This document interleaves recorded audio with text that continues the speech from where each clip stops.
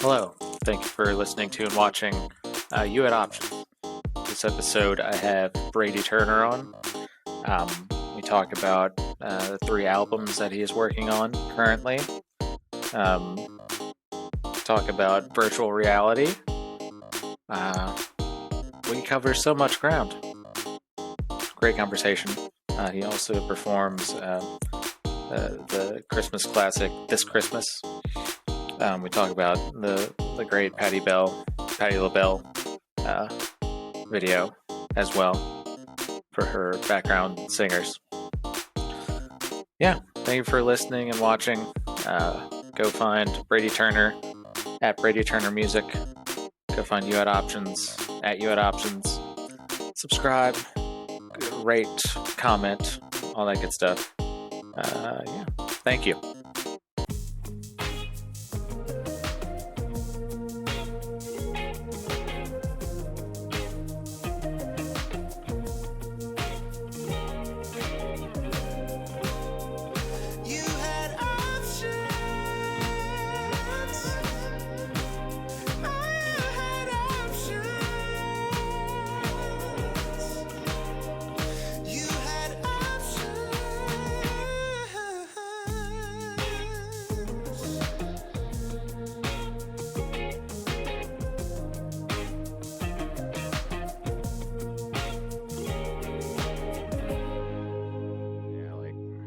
If there's a little thing that on your screen that says actual recording is higher quality.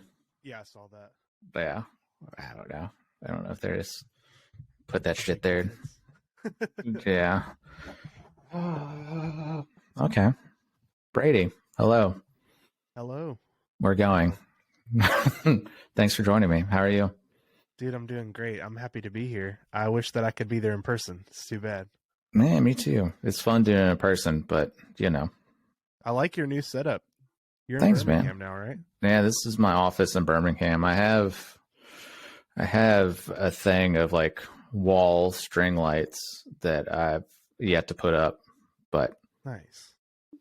Yeah, my the curtain. This is my little home studio, and the curtain that's behind me is like barely on the wall right now. I've got to fix it. I'm gonna make it look a little bit cooler. I think I want to put a shelf up with like my action figures and stuff. Some nice nerdy stuff back there.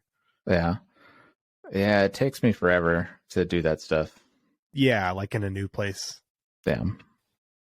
Yeah. I mean, I've lived here in Knoxville at this same place for 2 years now, and I've been meaning to do all that kind of stuff. Yeah. Yeah, no, I definitely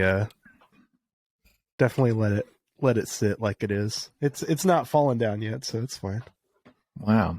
So you have 3 albums you're working on? Or are they all done? 3 albums. I would say that the originals album is in the earliest stages, of production and stuff. I've got a lot of material right now that I'm kind of like wading through and deciding what's going to be pursued more, and what's going to become the actual songs for the album. I've written a lot of stuff. I made a lot of stuff on my Twitch stream last year that has come back up that I might use. There's like a lot of stuff to choose from right now. And then the other 2 albums, the cover albums, I think largely I have a board over here with the stuff on it, but largely I have all the arrangements and stuff done. And that's going to be just like a handful of sessions of just like recording everything live. And I think the mixing and stuff will be pretty straightforward for that, since it'll just be like a vocal on whatever the instrument is. So I anticipate being able to release those pretty early next year.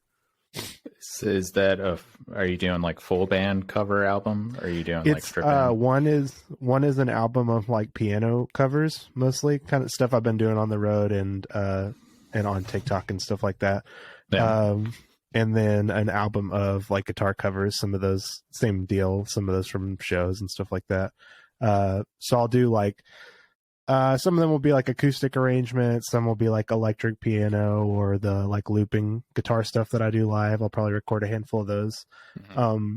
And I've got pretty much everything picked out, so now it's just a matter of like after the holidays, setting up a few sessions and recording everything a few times, picking the best takes and doing a simple Passover. I don't want to do a large amount of like editing or anything like that. I'm going to just try to get the best takes I can, have it be sort of live in that way. I don't think I'm going to record it with an audience, but yeah, it'll be live, quote unquote. Are there some songs that people wouldn't expect from you? I think I'm going to record that Coheed and Cambria song that I recorded a cover of a little while ago. They reposted it on their page, and a bunch of Coheed fans like came swarming, like, you have to release this. Oh. And no, they were actually really cool. I think I saw, of course you're gonna get a handful of, but everybody was, the Coheed fans are super nice. It's like people like me that are nerds and into like comic books and like it's I don't know. I think it might be a little disparaging to Coheed fans to call it nerd metal, but it's definitely like, it's very nerdy and fun. I've seen them live, so I'm a fan. But but yeah, I would say that it's pretty nerdy, and the people who reach out are people like me who are just like, hey, this is cool.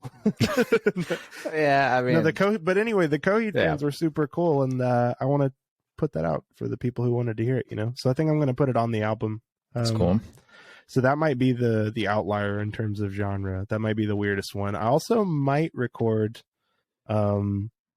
I'm planning on recording my cover of the Smiths' "There Is a Light That Never Goes Out." So people might not expect that from me if they've never seen me play like a prolonged set where I would throw something like that in. Because normally, obviously, I skew towards like R&B, soul, pop type stuff. Right. But there's going to be a few of those. I also have dabbled with potentially recording my Paramore cover of their song "Still Into You." Ooh, that's a good one. Some good feedback on that one. I did a post where I said like it's the breakup edition or whatever, and just played like a slowed down piano version of it. I might include that arrangement. I haven't really decided yet. I think I'm going to record more than I'm going to put out, so I'll probably track everything, pick the best takes, and then decide like what's going to make the cut after that. Yeah. Is it just you deciding, or do you ask like your wife or your brothers or somebody? Bradley, and Bailey too. A lot of the time, I would send them stuff before it's ready to go out. Usually, I would say I like especially these days, I like to send them something that's at least in the direction of like a fully realized thing. But they definitely, Bradley especially definitely has a lot of input on creative stuff, because I view his musical opinion and stuff so highly that it's always good to run it by him if I have the chance to. Yeah, it's a great musician. Yeah, I think Bradley's still the best musician that I know. So yeah, you guys got a good batch. I don't know, whatever genes, because I've met your dad, and like he's not a. I don't know. You guys got something. he's got something. Yeah, there's a through line for sure. In the, if not in the looks, for sure. Like there's our quirks, they definitely trickle down.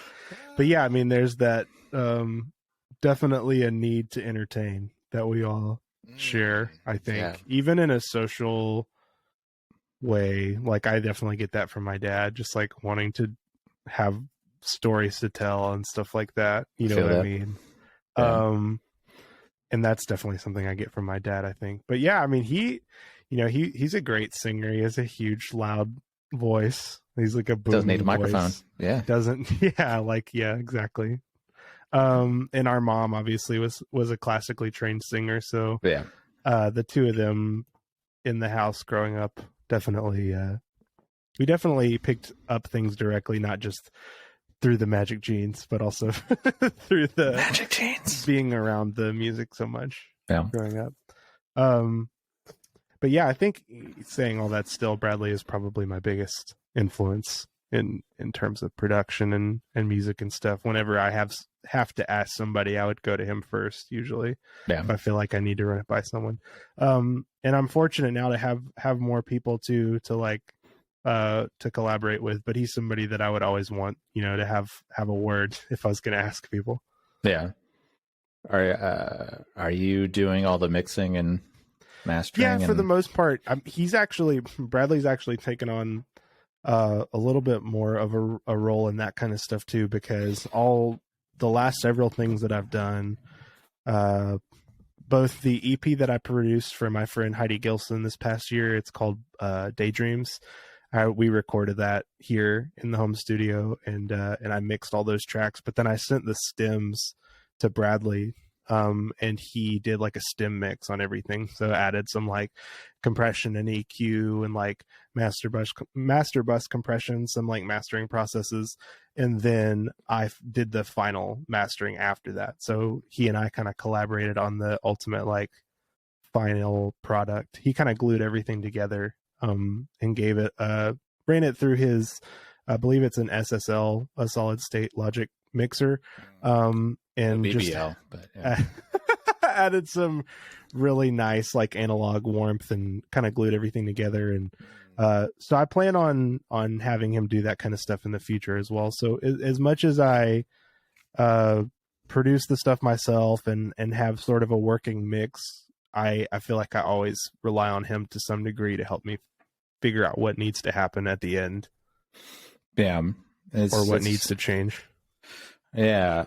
It's yeah, and if you're like doing your own thing, not the royal you, if you're doing your own thing and you're just like in this vacuum of like, I don't know what is good, right? You need another set of ears. I don't know. Yeah, especially if you're doing, namely if you're doing what I'm doing, which is like pop music that I want like a bunch of people to listen to. Yeah. That's the dream. For like a bunch of people to like it or whatever. And I mean, obviously I'm trying to make what I like, of course, first and foremost, but I want to be successful. I want to reach people, and I want to tap into like what's making people dance right now, and what are people like gonna listen to the most or whatever. What's gonna make people feel good, if that's what I'm going for.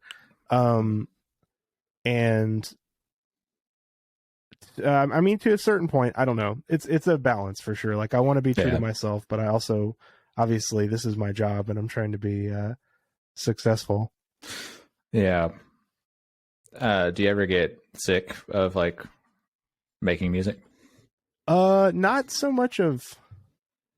So, not so much of making music. I feel like I always, even when I'm like taking a break, I end up, picking up my guitar, or if I go on a vacation and I don't take an instrument, by the second or third day, I'm always like, I wish I had something with me, just for like even the fun of it, not to like be productive necessarily. But I definitely, now that I do music full time, which started in the last 2 years,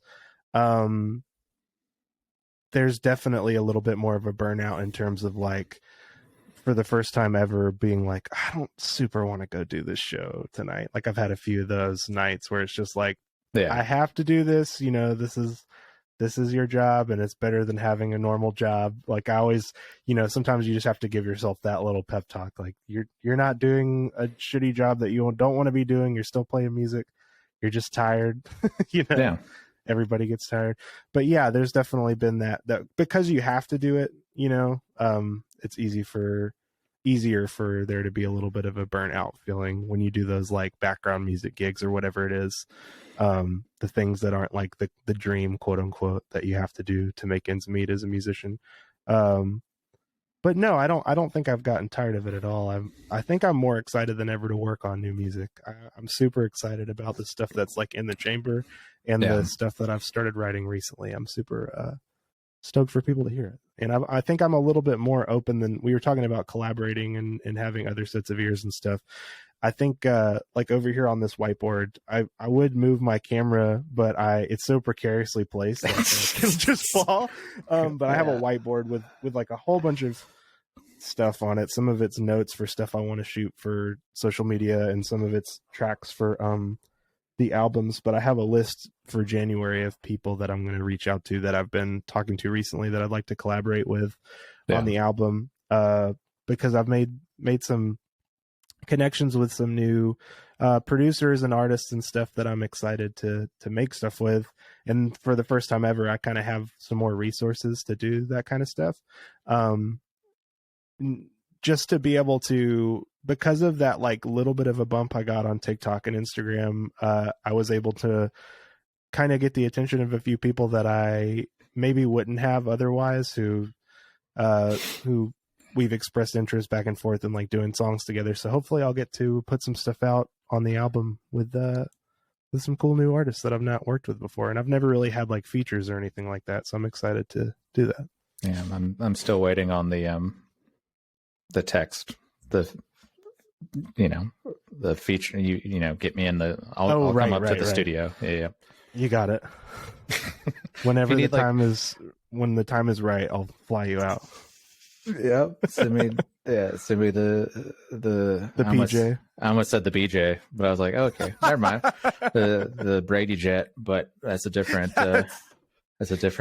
We're rebranding it. We're taking it back. Okay, finally, from all those somebody's got to clean it up. Yeah, from all those perverts, we're taking it back.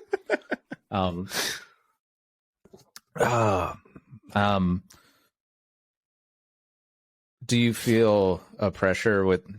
I'm sure I've asked you this on some other podcast, but like, do you feel like pressure for TikTok and what you're posting on social media? Like, do you feel so like Bradley and I talked about this? Him and Bailey came to visit a couple of weeks ago and see the baby and everything, and because there's no real rhyme or reason to it, like people try to intellectualize it, and obviously there are analytics, there are things you can do to get better engagements, blah blah blah, and it's not like none of that works, but we were just talking about what like a shit show it is. It's kind of unpredictable, and the algorithm changes, and like recently I've seen people's views tanking and blah blah, like things can change in a day to day.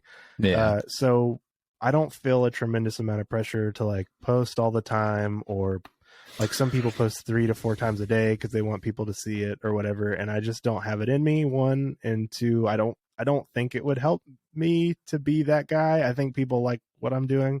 At least the people that I'm, trying to work with or impress or whatever. I don't want people to see me as like a guy who's on TikTok more than anything else. You know what I mean? If I wanted to do that, if I wanted that to be my main way of reaching people or whatever, I would maybe post 3 or 4 times a day. But I just kind of got lucky. I somehow ended up on people's pages, and so I definitely feel more of a drive to at least have stuff on there now, whereas before I had like, just a couple weeks ago I had like 400 followers, and I was like, I'm thinking every day about just deleting this. And now it would be silly not to at least have stuff on there. But no, I don't feel the pressure that I did at first to like post something every day or whatever. I don't know. And like you're saying, your thing, I don't think it lends I don't think it would help you necessarily by posting 3 or 4 times a day, because I don't know, your thing is, and some people are just gonna get like burnout on that too. Like, you can be too much also, I think. But sure. Also, I just don't want to spend all my resources on that. I want to work on my new music and stuff. So it's all weird. I posted, because you know how reels are right in this, as of today at this recording, reels are big, and Instagram is pushing people to use reels. Like, I posted a reel of me playing like one note on guitar last week. Oh yeah, I loved that. I know what you're talking about. But I got like 70 likes on it or something, which, when I normally post they're really boosting the reels. I've noticed people posting like screenshots of memes as a video just so they can make it a reel. To try to like trick the algorithm or whatever. And I just can't I hate it. Keep up with all that kind of stuff. I don't, it doesn't appeal to me. I have talked to people, especially recently, I've met with some other artists and stuff who are really savvy with that stuff, and maybe that's what works for them. So I definitely don't knock it, but like sucks the life out of me to try to do that kind of stuff. You're just like chasing something you don't know what you're chasing, but you're just like, yeah, I guess if I was trying to do that, I would be doing like riff and vocal run challenges or whatever, like whatever the popular. Yeah, exactly. With like an insane amount of auto tune. Yeah, and that's so be the original like person filming that has to be so fucking like cringy and weird, like because you got to be like whatever, you'd be like the original person sings the first bit and then they're like, now you go, and there's like, oh you're yeah, so where good. they're sitting there looking at reacting to it. Yeah. Yeah, whenever you get on your For You page, when you get lucky enough to see one of those that's not been duetted yet, it's just like the original, like you're talking about. Yeah, that's a magic moment. Yeah, man. If that person was on the street doing that, they'd be like, oh, this is just a crazy homeless person. Crazy guy. Yeah. Yeah, it's weird. It's weird. The line is different on the internet for sure. There's a lot of absolutely crazy behavior on TikTok. Yeah, and it's wild. I think the craziest stuff I've seen was when I started going live. I started seeing more lives come up when I would open TikTok. Yeah, and that's where I feel like you'll see the most wild shit, is just like at 1 or 2 in the morning on somebody's random live, like a multi-live with witching like a bunch hour. of people like arguing about politics or something, and you're just like, oh my god. Yeah, but you also can't look away. Yeah, or if you, I don't know, if you follow the Shade Room. Yeah, oh yeah, of course. I follow the Shade Room, and so some other similar accounts, and I'll get like weird. My For You page is all like, do you know who Blueface and Krishan Rock are? I'm familiar with the names, but all I get is like Blueface, his girlfriend's videos now of them just like fighting and screaming at each other, or just like yeah, there's so much just like trash. Yeah, there's also like a scary gateway to like conspiracies and stuff. Like, for young kids, it's a weird place to be for sure. Yeah, and there's like a wild amount of minors on TikTok, it seems like, so it's creepy. But there's also like a bunch of cougars and stuff. Are you aware of this? Like now on my page, there's just like a bunch of older women who are like saying, you should go through the comments on like my Can You Stand the Rain cover or something. There's older people will say wild things on the internet, not knowing that everybody can see it. Were they like trying to offer you? I mean, not necessarily knowing I would read it, probably. You know what I mean? Yeah. Just being silly, but yeah.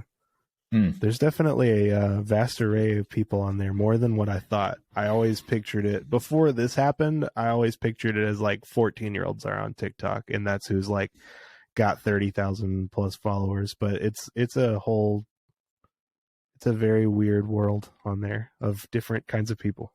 Yeah, I know people who have like a healthy, like somehow they've tricked the algorithm, and their For You page is just like cooking videos and like wholesome cat videos and stuff, but that's not me, baby. Not how it works for me. Not me. It's like I get weird independent wrestling videos, or cool independent wrestling videos. That sounds awesome. Yeah. And rappers screaming at their girlfriend, or their girlfriend screaming at them. It's like a TMZ type. Yeah. Oh, I see you have an Oculus back there. I didn't know you had an Oculus. Oh yeah, I got it. I've got mine down. I can't reach it, but I have one. Oh, really? So you got one recently? Yeah. Okay. Okay. I was messing with my brother's one over Thanksgiving, playing the boxing game, and just like nice, drenched in sweat because was it Thrill of the Fight? Yeah. Nice. That's what's up. I still don't have that one, but Bradley actually got Bailey and I might be putting him on blast a little bit. He pulled out all the stops last Christmas and got us both Oculuses for our Oculi, whatever the plural for two Oculuses Oculi. It's unfortunately the MetaQuest now, but mine's still an Oculus to me. Oh yeah. But yeah, he got us those for, I think it was last Christmas, and I've been like obsessed with VR. I got a better PC so that I could play VR games on the PC, and got super into Half-Life Alyx last year. played. I think I played through it twice. Then I made my brother-in-law put it on, watched him play it. It's fun to watch other people play VR, I think. Yeah. Like for the first time, especially if you get to be the person to be like, have you ever tried this? Put this on, and then just put something crazy on. Yeah. Especially like on the Oculus that has that, I think it's called like First Steps or something. It's like the tutorial game, where you're like, if you haven't done that, you should do that. I think it's on the headset when you get it, or at least I think it was on mine. Okay. But it's like a little tutorial game where you're like standing at a table. There's different stuff you can play with, like ping pong or something, and like rockets that you can launch and stuff. It's pretty dope. Yeah, I'm a Super Hot fan. Yeah, I beat Super Hot. Like that was probably the first game I launched on Christmas last year or whatever it was when we got it. That was one of the first things I wanted to play because I had played the 2D Super Hot on Xbox, and then I think the like little extra that they released, there's like one called Mind Control Delete or something like that. Yeah. I played that on the PC. So yeah, when I saw that it was in VR, and everyone that talked about it was like, just don't worry about watching videos of it. It doesn't do it justice. Just play it. It's incredible. It's fun. It's so good. Yeah, that's a good VR game too if you get sick, because just being able to be stationary, you're not doing the like what's it called? Like locomotion. So you're not moving with like a joystick or something, because that really can make you super sick. Yeah. That's a lot of people's hang up, I think, is just like motion sickness. Toughen up. Yeah, you just got to do it. Don't get me started on this generation, Brady. People, that would be a really funny take, because you're like, this generation's so weak, they need to wear their VR headsets for longer. It's a little bit like both ways. Ah, shit. Because you think he's getting ready to be like, with their Oculus headsets on, not doing anything? No, you need to wear it all day long. Just ratchet strap that thing to your head and just wear it all day. I did get a special strap for mine that like it tightens this way instead of the strap. That's nice. Yeah, it's a little bit better. Yeah, my head is a bit bulbous, so I'm pushing the limits. That's the thing. I don't wear hat. Like this is like the hat that I have because my head is too big. When I see a hat I like, I'm like, I'm not even going to try it on. I know it's not going to. No point. This noggin. You've been hurt too many times, Brady. Yeah, exactly. I've been let down too many times. I'm the same way. Yeah, I'll have to send you. I can't think of what it's called right now, but yeah, I got a big head man strap for my Oculus. Yeah, when you're doing the throw of the fight, man, that thing gets fucking sweaty. I've got the like the little rubber thing that goes over the. Yeah, me too. Yeah, you got to do that. Do that. The first time I played, have you played Blade and Sorcery yet? No. Oh yeah, that's a must play. That's a medieval sword fighting game. No. But that's another one where you'll get just drenched in sweat. I played that one without the little guard and regretted it. It was disgusting. The little foam thing. It's so gross if you don't. Are you? I love that we got on VR. You'll have to stop me at some point because I'll talk about VR forever. Are people like, can you or me make like VR content?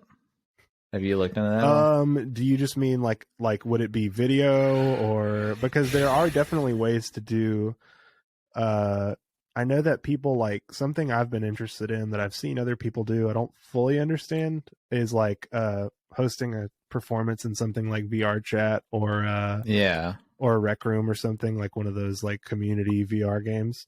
There's a streamer I watch, a VR YouTuber called Habby. I think it's Habby 247 or something like that, but he's one of the only people that does VR videos that doesn't annoy me. so I watch him, and he did a stream where he like played guitar in VR chat or something, and I guess he had his interface connected somehow. I don't really get how you set it up, but I think you have to have a PC that can maybe run the game, so that you can like use your, like in your case, you would use your audio setup would send to it somehow. I've not really messed with it though. Yeah. But it'd be cool to be able to do like the way I used to do improv music on Twitch. It'd be cool to be able to do like a set in some VR game or something. Yeah. Yeah, I've definitely considered it, but I haven't messed with it. I know people have done it for sure. Like Reggie Watts or somebody did like a VR chat show. That'd be cool. Yeah, and I mean, I know you can shoot video for VR as well, but I don't know. That probably is expensive. Yeah, do you need a full room of like cameras, like 360? I probably, yeah, I assume, or some kind of really crazy expensive camera that's for that. I don't know, because they have like basically like full room homes you can get for Steam VR, and like probably for the main Oculus headset as well. Where it'll be like a rendering of somebody's whole living room or something. So somehow people are doing that kind of stuff. I don't know. You need like a YouHadoptions Steam VR home that I can. It's just your studio. Yeah. So what would that be? People in that, I think you can do Oculus. With like I think people are doing that with just cameras. Like they're like you could probably do it with just like a phone camera. I imagine they just take like a ton of pictures somehow, and it might be that you need a software or something to do it. But I vaguely remember watching like a video where somebody went around and took like a ton, like hundreds of pictures, and somehow you like compile all of that into a software that like makes a actual 3D level design type thing. Like it puts the photos together, I think. I'm out of my depth, but yeah, you get what I'm saying. It's like a 3D image. That's interesting. But yeah, you need to get into you should start recording your podcast in the metaverse. God, yeah, that was one thing I didn't want it. I should have known, but I didn't. I had no plans of creating a metaverse avatar or whatever. But yeah, they make you now. Yep.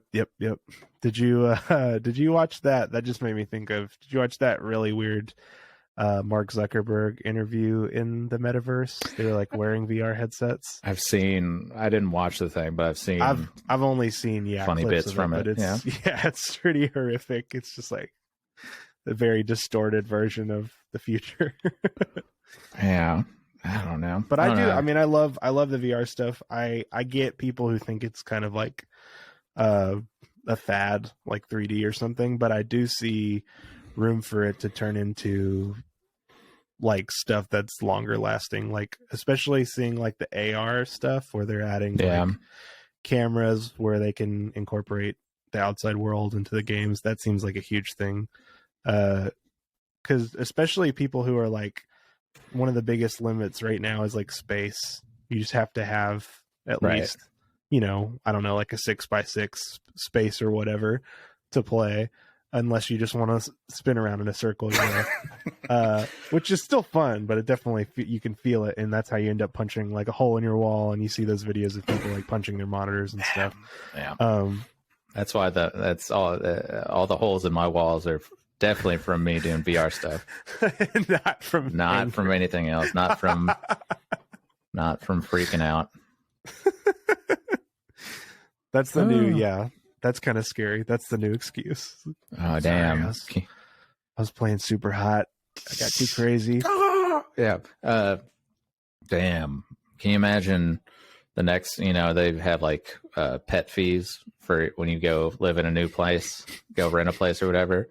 They'd be like, do you plan on doing VR in here at all? Yeah. That's going to be a $500 a month extra fee. Yeah. You gotta pay the VR deposit. Yeah. Or you got to buy the big apartment. You got to get the big room.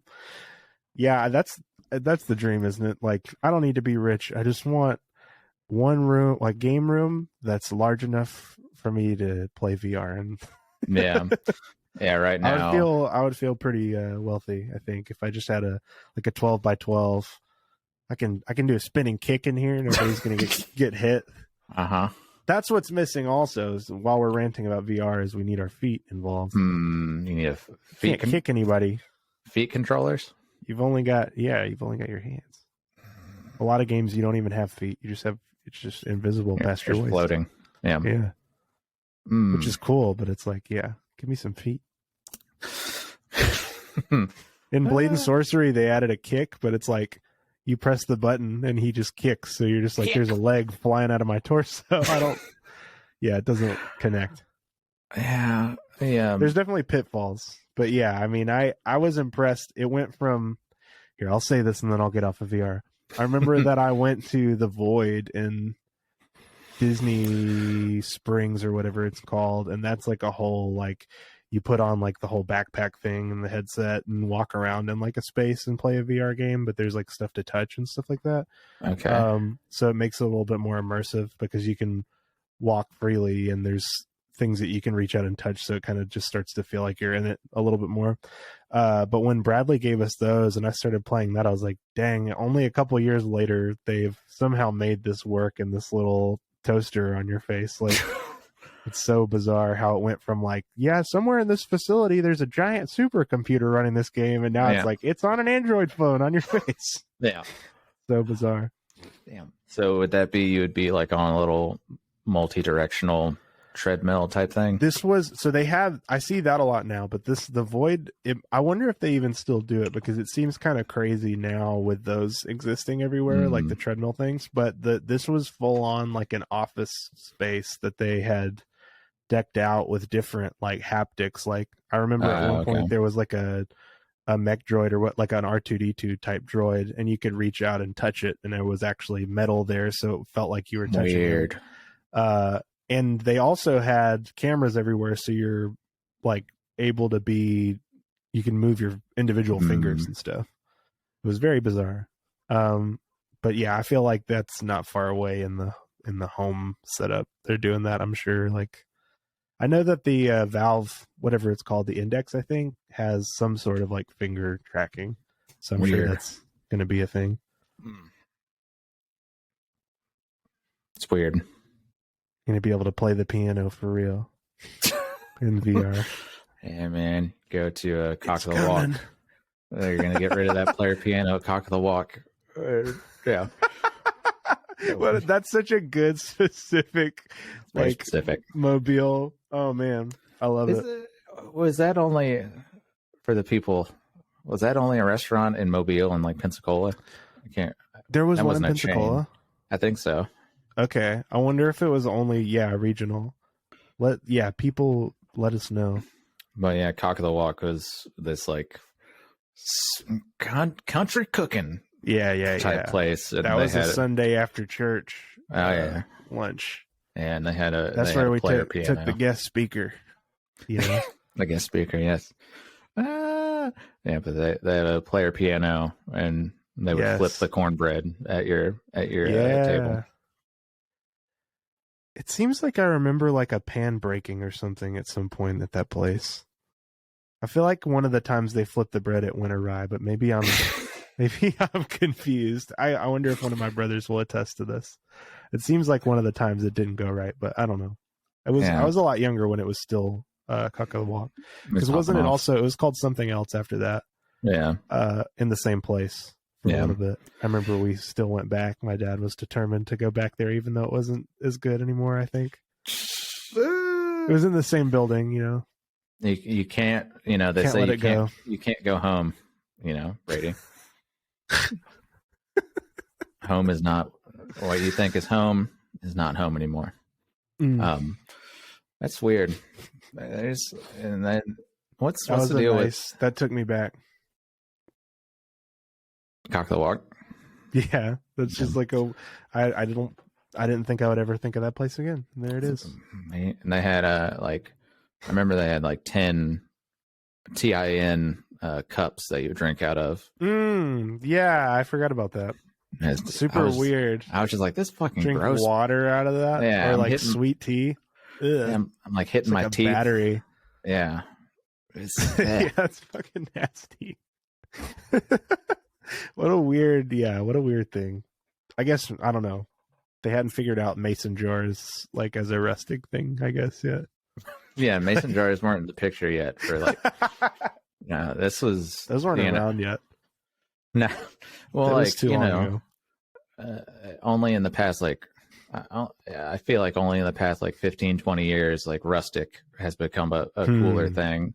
Like, sure, like rope lights, and like the strand It's like a rope with the light bulb at the end. Yeah. Ooh, Or yeah. or like barrels as tables. Yeah. It's so weird because it's like for so long people don't want to think about that stuff of like people want like finished. Everything needs to be finished, and I don't want to see a wire or anything. Huh? Yeah. Style Dude, I is wish it weird. was like that in here. Maybe one day. I would like I would like to think that I could get it organized, but I don't know. The thing is, like, when I'll set up my shit with all intentions of having it be like that, and Me too. then I will unplug everything for some reason at some point and not put it back like that. Yeah. Like, or just like, after I set up a few mics and put them away, like at some point I just lose the discipline of like doing it in a clean way. And I have to start over again. Like I recently took everything out of here because we moved my upright piano in here and like kind of reset everything. And I still feel like I'm already back to like it's crazy in here again. Yeah, I feel it. Yeah, I've had this set of like wall like lights for like 2 months. And I'm just like, man, I gotta get I gotta get my little step stool out. Yeah, that's too much. Yeah, and I'll see like it's funny. I'll watch like a video of Rick Rubin like in his studio or whatever. There's like no cables anywhere. Yeah, it's like what are those like? Is everything wireless in here? What the? Yeah, like where does the wires go from this console? It's just like a yeah. Like I'm picturing the the video of him and Paul McCartney, or not video. It's like a whole series, I guess, but of them listening to like the Beatles stems or whatever. Yeah. Did you see the All-Star edit of that? Yeah, it's great. Fucking fantastic. I laughed so hard throughout the entire thing. Like, I don't know why it got me so good. The editing on that is fantastic. If people haven't seen the if you search, I feel like if you just search Rick Rubin, Paul McCartney, All-Star, it'll come up for sure. But well, you got these two guys who've, hugely successful music people. They're also like, and the whole like filming of it, the way it's like shot, it's so like self-important, like just like their own fart sniffing type of deal. Yes, Just to put Smash Mouth and I love that it lines up everything that they're saying, all the generic like just like and right here he waits and then it comes back in and all that kind of stuff, just like everything lining up with the music. The chunk on this part, that's my favorite part, when it goes back into the chun him doing the drum fill.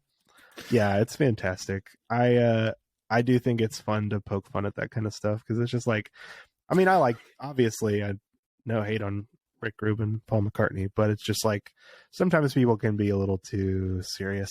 Like, it's not that philosophical. I don't know, just like chill out a little bit. You know what I mean? But if anybody's allowed to do that, obviously it's them. Yeah.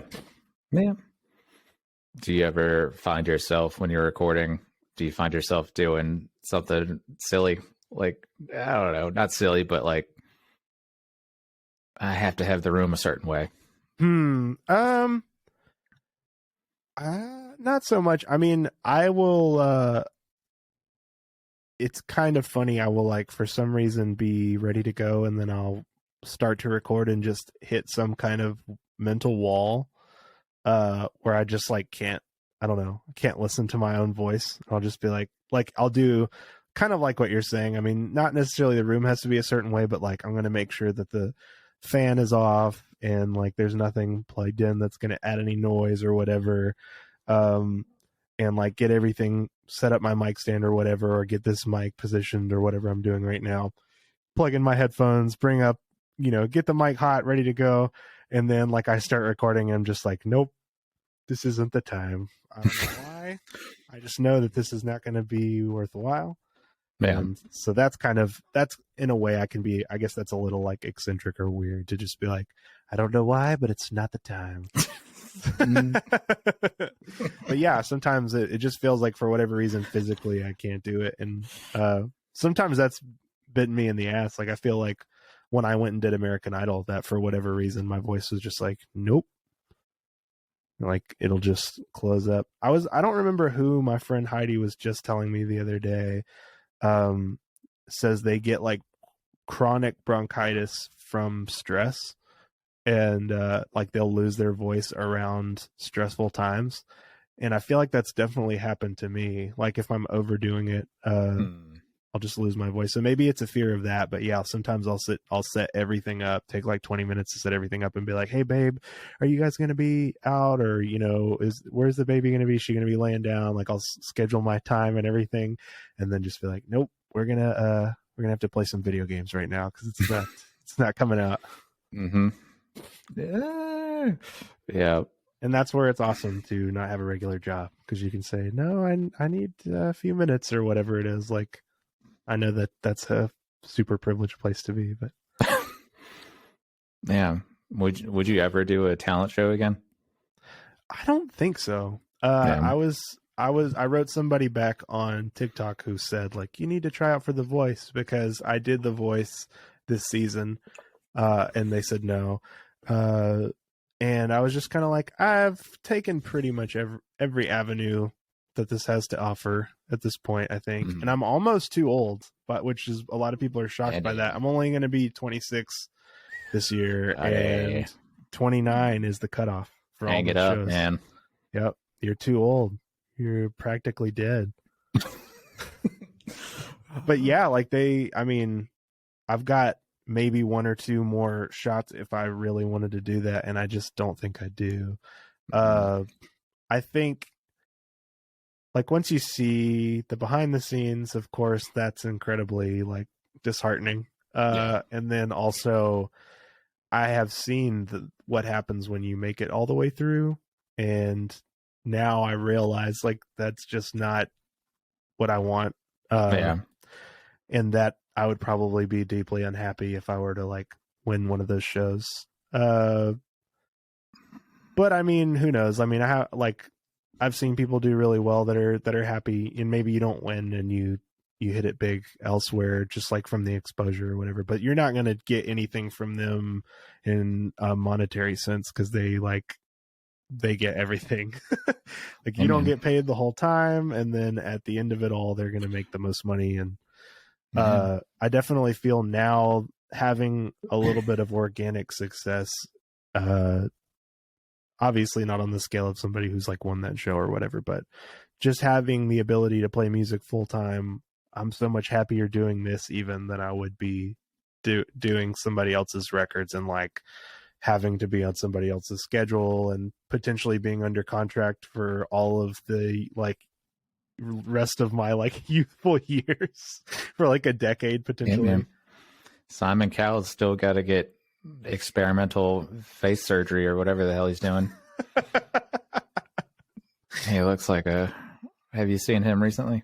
No, I don't think so. He looks like a monster. Actually, you know what? I feel like I saw a side-by-side picture of like him now, what I guess was him now, and him back when he was still on that. He doesn't look like a human anymore. Dude, it happens. The outside matches the inside, I guess. Damn. Yeah, Simon Cowell. No, I don't think I would though. The real reason I think I did it again this year is because they kind of reached out without being prompted and were just like, hey, you did this before and we can make it really easy on you. You can just like go right to the producer meeting or whatever, and it'll be, you won't have to like sit all day on a call or whatever. I was like, okay, well I might as well. But I feel like even that I don't see myself doing again, just because like I said, I don't think that what it could bring is what I want anymore. Especially having gotten to the experience of getting to go to the taping and meet the judges and everything. It's like once you get past that point, I think it gets pretty miserable. So I pretty much did the coolest part, I think. Yeah, that'd be weird. I don't know, to win that thing. Yeah, I think that it would start like as you got closer to the end, it would start to set in what was, that'd be an intense feeling to be like, I've already signed it. Cause like I signed the contract, even though they like toss it out when they get rid of you. Right. But if I would have, gone on, I had already signed it. So it's not like you get to make that decision later. Like you make it when you go in for that first audition. So Right. they've You've already got signed you away forever if Yeah. if it turns out that you're a commodity. But yeah, I don't think I would. I think I've done 3 different shows now. I did auditions for America's Got Talent and Idol and The Voice, and they all felt really similar in terms of like I didn't get any constructive criticism, like you don't get to walk away with anything to do better next time. It's just like you didn't make it, good luck next time. Even when you get far, there's not really very much helpful feedback. I guess maybe if you make it, way in and you want them to help you with your image or whatever, that could be a thing, but I didn't experience that. It was more just like, no, thank you. That's all you really get. There's not, even from the judges themselves. I mean, since it was the first day and they didn't know me or anything, there's not a lot they can offer you in that time frame. So you walk away with pretty much nothing until the very end. And like I said, that's the, I'm sure you're making money, don't get me wrong, but they're making most of it. Yeah. It's weird. Yeah. And now, I wonder how they're still a thing, because now if maybe it's just for people who don't know that like Instagram and TikTok are things. Yeah. I mean, it's very weird because, so I think at least with The Voice, I think you can actually go back and watch those. But what's interesting is with American Idol, like I was putting together that the videos to send Bradley when he edited my crowdfunding video earlier this year. And I was looking for footage of me on American Idol, and the episode I was on is just gone. It doesn't exist anywhere on the internet. Like there's not a streaming service that has that season of American Idol. Like it's season, it's whenever they first rebooted it on ABC. So at the time they branded it as season 1. And now when you look, it just compiles all of them. So it says there's been like whatever 30 seasons of the show or however many there's been.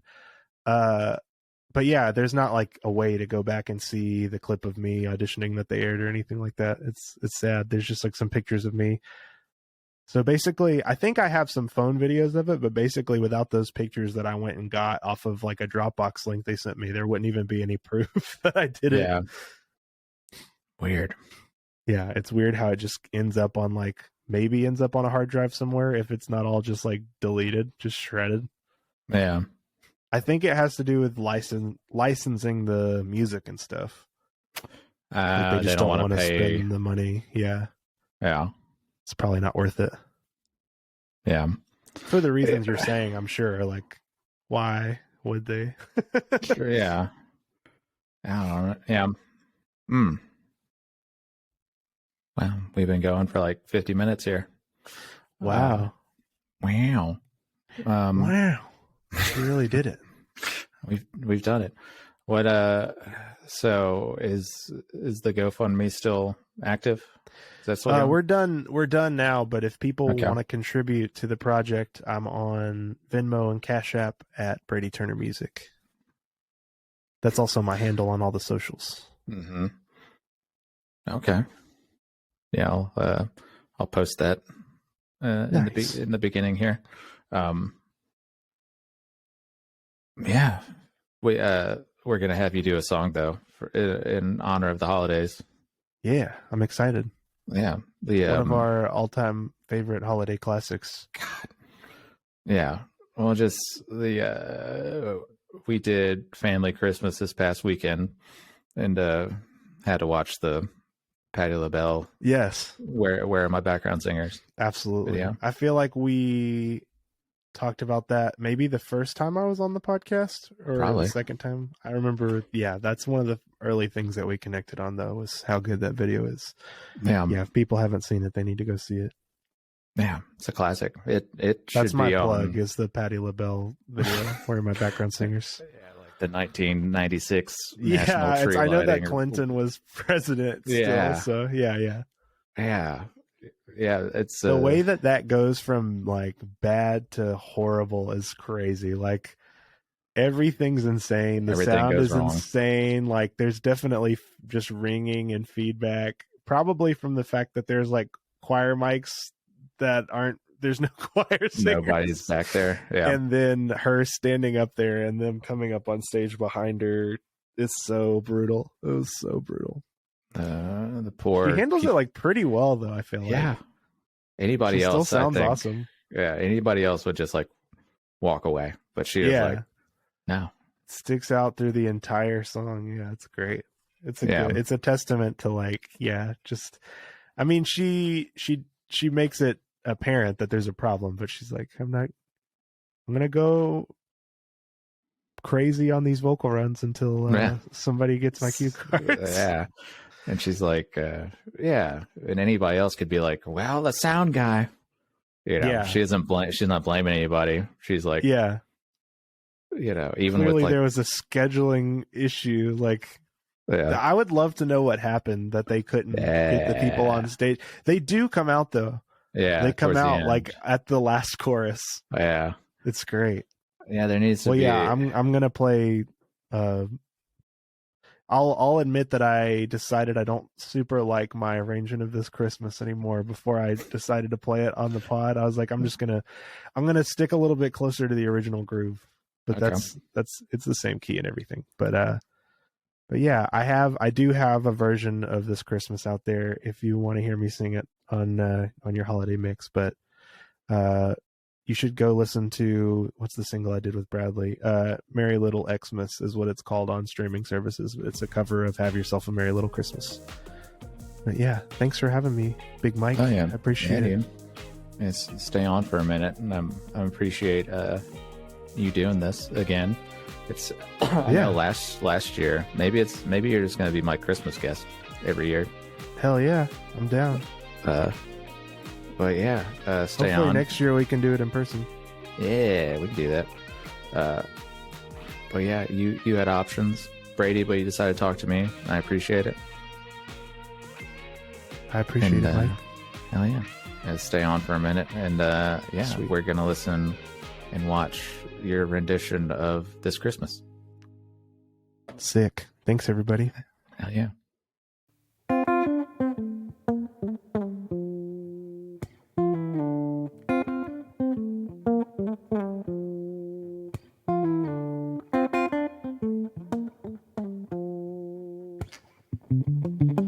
Hang all the mistletoe, I'm gonna get to know you better this Christmas. And as we trim the tree, how much fun it's gonna be together this Christmas. The fireside is blazing bright, and we're caroling through the night. And this Christmas will be a very special Christmas for me, yeah.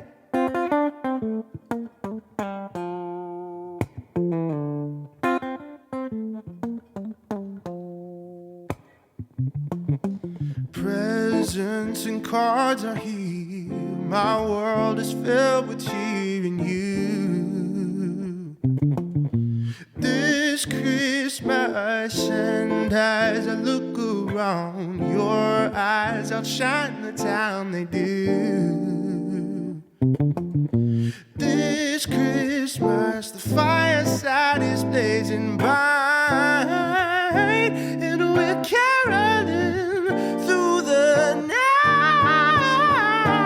And this Christmas will be a very special Christmas for me. And this Christmas will be a very special